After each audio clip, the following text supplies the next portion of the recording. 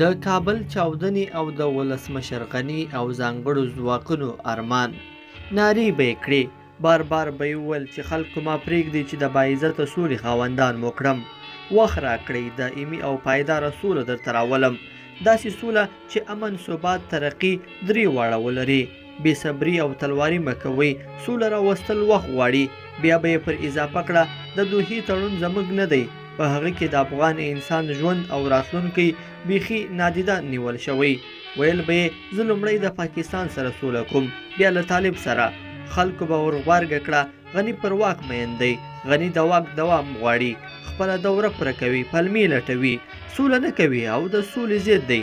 باچا لاړ، کډه یې بار کړله. نن چې مې د کابل چاودنو غږونه واورېدل، د باچا خبرې مې یوې ورا یادېدله. اخر ولاړی واک، دوام، افغانستان، هر څه یې در پرېښودل. د چاودنو له غږونو وروسته د ټولو قربانیانو سترګې اسمان ته شوې، په دې هیله چې بیا به د نجات فرشتې ورته راښکته کېږي او ژغوري به یې. په یوه لاس کې به یې ټوپک وي، دښمن به یې وهل، او په بل لاس به دوی تر امبولانسونو او روغتونونو به یې رسوي. خو تر لنډه شېبې یې انتظار وروسته وپوهېدل چې هغوی یې بایللي دي. نهایت نا امیده شو، په ګمان یې چې د بې ساري ملامتۍ احساس یې هم وکړ. ژر په منډو او واویلا شوه، بې یاره، مددګاره، بې څوکه او بې وسه، لکه په پردي وطن کې د پردو د منځ کې بېنوا او په ژړا وه. او موږ ته خدای خپله سزا راکړه، ځکه موږ یې په راکړي نعمت شکر ادا نه کړ. موږ به لا نور هم سزاواره شو، موږ یې وړ یو.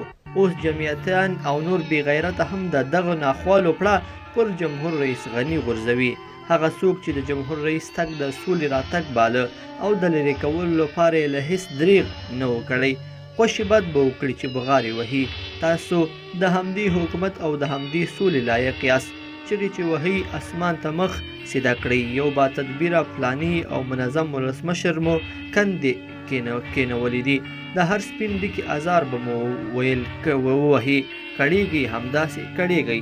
لیدونکو په دې هیله چې دا مطلب به مو تر پایه لیدلی وي. که مو دا ویډیو خوښه شوې ویډیو لایک کړئ او چینل سبسکرایب کړئ. تر بیا ښه وخت.